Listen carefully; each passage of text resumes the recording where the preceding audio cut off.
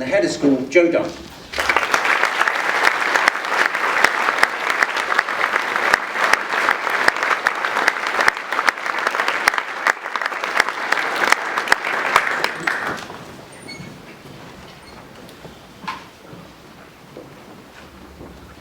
I'd also like to take the opportunity to myself welcome all the trustees, parents, staff, and of course the pupils gathered here today, and invite you all to join today's Year 13s at the Leavers service, straight after this ceremony where this year's Leavers video will be played. Before I start, I'd like to thank the school for the chance to speak to you today, because it is an honour on what looks set to be a fairly memorable day for those of us sadly leaving. In all honesty, it's a speech that I never thought I'd get the opportunity to give. To rewind 5 years, I was sitting in that aisle watching Callum Wood deliver his head of school speech as a fresh-faced 13-year-old who had recently decided to leave his old school in Bristol to follow the Dunnes that had come before. This whole place was alien to me, and to leave it today with such feelings of familiarity and affection strikes me as both odd and indicative of the changes that I, and many others, have undergone in these preciously short 5 years at the senior school. Therefore, I think today should be fairly emotional for many. I mean, even the seating's in tears. The first of many really bad jokes today. Leaving to come here was a big step. The only reassurance that I had that this transition would prove ultimately successful was my brother's happiness and success, which prompted me to take a look at Wycliffe in the first place. But even that was hardly conclusive evidence, given how often my brother and I differ in opinion and experience. As some of my closest friends will know, I am a very family-orientated person and hold great affection for the Dunne clan, and I'm so grateful for what they've done for me. My brother, an OW himself, has been a constant source of support, advice and brotherly bullying, despite being situated in Bournemouth, and I owe so much of my character development to his exemplary work ethic. Perhaps it's a testament to my brother's reputation among staff here that when introducing this year's head of school, Mrs. Bernard Ward introduced Sam, not Joe Dunne. From an early age, I marvelled at my father's extensive general knowledge and his beard, which led me to believe in my youthful ignorance that there was a correlation between the size of beard and the intelligence of the one who fashions it. However, I've come to admire him for so much more than that. A great man who's guided me through school life and has been my backbone in what's been an inevitably difficult year, and someone that I know I will always be able to turn to throughout my life. My mother is quite an amazing woman who, despite her deficiency in height, is intimidating and yet brilliantly fun in her unpredictable games of tit-for-tat, where she is normally the winner.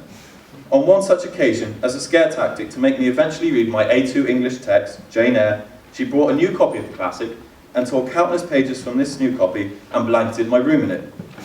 50 pages were under my duvet, 20 more in my sock drawer, and after feeling slightly uncomfortable in one particular rugby match, I realised that she had put a few in my rugby boots too. Her human affection kept me going through quite a lot this year. It's really great to have them all here, bar the one who decided to go to Glastonbury instead. I think the bad weather's a bit of karma for him, actually. And it was these people that paved the way for me to move. After one such miserable day at my previous school, my mum asked me the frank question, already knowing the answer, are you happy? The simple answer, of course, was no, I really wasn't. And Dad knew that if I were to be happy at school, the best bet would be at Wycliffe. I agreed to have a shadow day, and after, I knew that I needed to go to school here. Mum asked the same question a year later, and the answer was quite the reverse. One of my strongest memories of Year 8 was in an induction day when the Wycliffe Hall was filled with my now leaving peers in distinctly different uniform to my old deck chair bright blue and yellow striped blazer, and with a name sticker that indicated I was somehow related to the big scary man talking to us about academic standards. After initially being completely terrified about the prospects of moving to a new school, the nature of some of the people who I now call my closest friends, as well as fellow leavers, persuaded me otherwise very, very quickly. It was these people sitting in front of me that negated my doubts. I assumed that my 2 years at another big school was typical of what school is like in our adolescence, and it may well be. But I assumed that it wasn't going to get much better than that. Hence my surprise when I found out that it really could here. I quickly realised that this place was going to be different when, after booking a term used to describe the slapping of another's books and or folders to the floor. For those who don't know, a friend of mine, the then head of sixth form, Mr. Lang, made me crouch down and apologise to those folders for my disregard for their general well-being. Upon joining my year and entering the senior school back in 2009, there was a lot we didn't know. Admittedly, we had a lot to learn in terms of our studies, the composition of a cell, Stalin's 5-year plans, or the literary context of Inspector Calls. But we of course knew little of the Wycliffe Senior School. We didn't know that the corridor outside Miss Borovach's room 13 was dangerous territory if your skirt was too short. We didn't know that it could get really awkward clapping after a sports report in which the captain had reported crushing defeat after crushing defeat. Not that this was often the case. We didn't know that our email inboxes would get clogged up very quickly thanks to the school's librarians. And today, we finished the learning process that we call an education at Wycliffe. Today, we look forward as well as back. As of tomorrow, our year 13 will be OWs, which is an odd statement to fathom. For some of us, university awaits, with varying degrees of optimism, given either suspected exam performances or challenging grade offers. For us, our education continues in an entirely different atmosphere to the one we enjoy here. We leave an institution where more than just an education is provided, and where you're surrounded by people to cushion you, and exchange it for a harsher, far more independent world. For others, the working world awaits, and for a notable sum, gap year adventures and travels are forthcoming.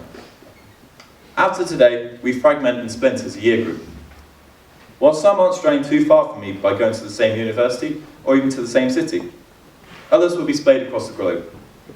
Many international students, of course, will return to their home countries. One friend will be leaving shortly to take a post in Australia for a year. A few more will be going to the even more extreme corners of the globe, to the dark, distant and feral land that we call the North. Adolescence, which runs parallel with our school lives, is a time where we define ourselves as people. We discover and explore our strengths and our weaknesses. I didn't think that I would have been able to make this speech in 5 years' time when I watched Callum Wood in the summer of 2009. I've learned my limitations throughout my school life. I've learned I'm not the best actor, nor am I the best at remembering vital information. I've had disappointments. Being rejected in my application to Oxford, a great goal of mine which proved insurmountable, was initially quite hard to take. And I've made mistakes, lots and lots of them. Year after year, there was one word, apocalypse, that I just couldn't spell. But I guess that's not the end of the world.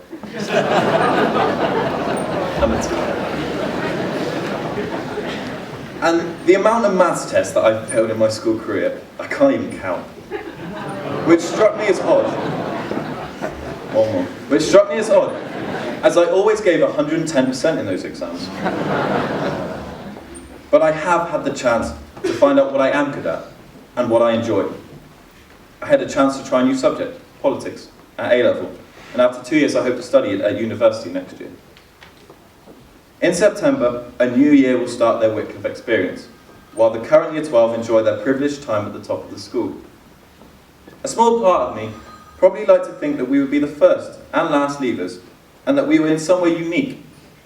But in recent weeks, the cyclic nature of school and the mortality of the schoolboy era in our lives hit me quite hard. As I sat writing this speech on my desk in Collingwood, I realised that next year, another member of the House and pretty memorable set of young adults. We are just the next in the long line of Wycliffe leavers, the class of 14. Next year, there'll be new leavers, the class presumably of 15. There'll be a new first netball team, a new Vox, and a new prefect team. Now seems the prudent time to wish the new prefects the very best of luck for next year in what is such a valuable and vital role in our school. You all thoroughly deserve your appointment, and a particular note of good luck to Anna Fishwick, our new head of school, and her 2 deputies, Tobin Ronald and Laura Bathurst, who have all the talents and characteristics to be outstanding leaders of the school next year. Be great leaders, but don't be so awkwardly good that you make us all look bad. But this constant change in the school's composition really does emphasise how our time at Wycliffe is preciously short, and therefore it must be embraced to the full. We leave today, but hopefully our impact on this school is far more lasting. This will be our legacy. Our legacy as a U group and as individuals, because while we reflect on what Wycliffe's done for us, maybe we should also think about what we've done for Wycliffe. What this class of 14 has left behind, and how we'll be remembered by those assembled here today. One leaver claimed in his yearbook profile that he wished to be remembered as someone who maintained the belief that kindness is all you need to get by in the world. From knowledge of the leaver in question, I'm certain that this is how he'll be remembered. And to be honest, I think that's a good leaving testimony. Given my general happiness at the time of writing, I think some thanks are in order. There is literally too many people to thank, so we could be here for days. But specifically, firstly, to all the college's teachers, on behalf of all the pupils here. Your commitment to our education is pretty amazing, and it's telling how many of today's leavers have cited the school staff in either the yearbook or the leavers video as one of the things that they will miss the most. Thanks, of course, to the teachers, of whom I have had the pleasure of working with throughout my school life, particularly both Mr. Patrick, my housemaster and history teacher for the past 4.5 years, as well as Mrs. Williams, my tutor and English teacher for the past 4.5 years. Both have provided invaluable counsel and encouragement to help me achieve all that I have. As well as Mr. Patrick and our amazing matron Antia, I'd like to thank the whole of Collingwood House for providing a solid base on which to build my school experiences upon, and in which I've met some of my very closest friends. It is a place that I will always remember with great affection, particularly for the minor but constant and amusing misdemeanours, both upstairs and downstairs, which well and truly were wrong on so many levels. To Mrs. Burnett Ward, for having the faith in me to perform this role, aiding me in fulfilling that role to the best of my ability, and for giving me this opportunity to speak to you today. To the prefect team, for being so very cooperative throughout this year and supporting me in any prefect endeavours, particularly Big Brother, where you and the heads of houses helped raise a substantial sum of money to contribute to a very, very worthy cause. This also seems a prudent opportunity to thank all parents and trustees who donated or supported Big Brother in any way. You all contributed to what I hope was a successful event. To Jess and Carrie, my two deputies, I thank you for your consistent support and advice throughout the year. Without you, my job would be nigh on impossible, and I was always grateful to have you both nearby. I'd also like to quickly thank Sasha Soy and all those who took part in this year's Leavers video. You really helped Carrie and I make what we hope is an appropriate send-off for the class of 14. My final thanks goes to the people in front of me, the students of Wycliffe. You are what makes this school as it is. Without you, there is no Wycliffe. If I had to leave any parting advice to those continuing the Wycliffe experience, it would be threefold. Number one, be prepared to be idiosyncratic. Lack reservation in being what you want to be, as it is you alone who can control that. One of my favourite quotes comes from the poet William Ernest Henley, who wrote, "I am the master of my fate, I am the captain of my soul."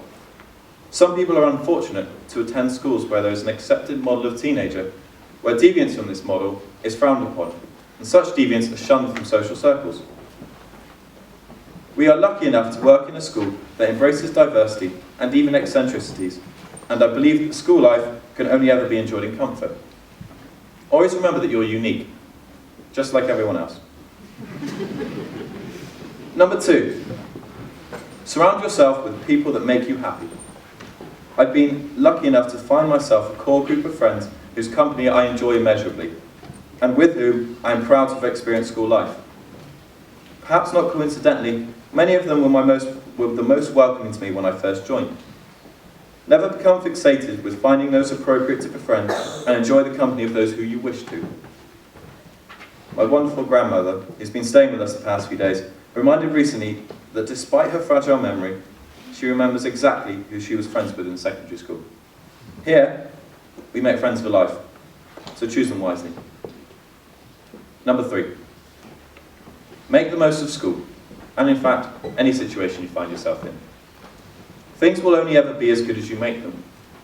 Treat each day as your last, because, at the risk of sounding morbid, one day you will be right. As it happens, this place gives us the opportunity to make the turbulent years of school some of the best that we will enjoy. Don't waste that opportunity, because when you sit amongst the throngs of students before me as leavers, you'll wish you had grabbed it with both hands. Around this time last year, Harry Ryder, our previous head of school here, issued a challenge for me to make my mark on Wycliffe, and he could not have parted with better advice. To all those returning here in September, make your mark on Wycliffe, and make sure that the legacy that you leave behind is one that you can be proud of. There's nothing I'd change about my 5 years here, because here, I've enjoyed such a breadth of experiences and met such amazing people, all while I've earned the best education. But school has to end. My school career has distinctly improved as it progressed, and this last year has been the best to date. And now it must end.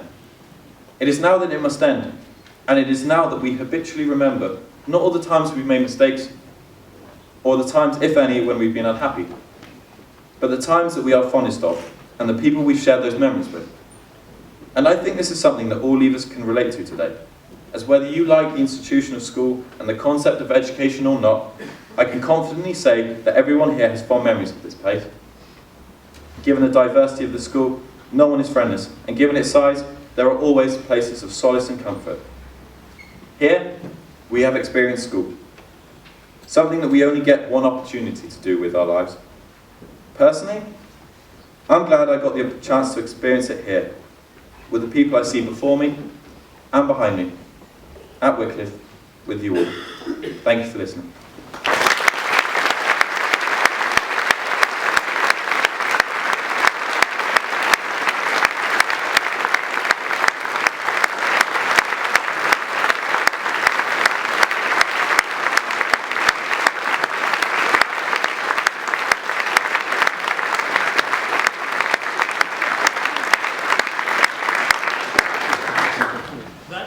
Speech day for another year. Well done, Joe. That was absolutely fantastic. Got the name right rather than Sam. So quite a fantastic day. I think it's hot enough in here. There's tea waiting now in various houses and so on. But at 4:30 sharp is the leavers service. So thank you very much indeed. Well done, everybody.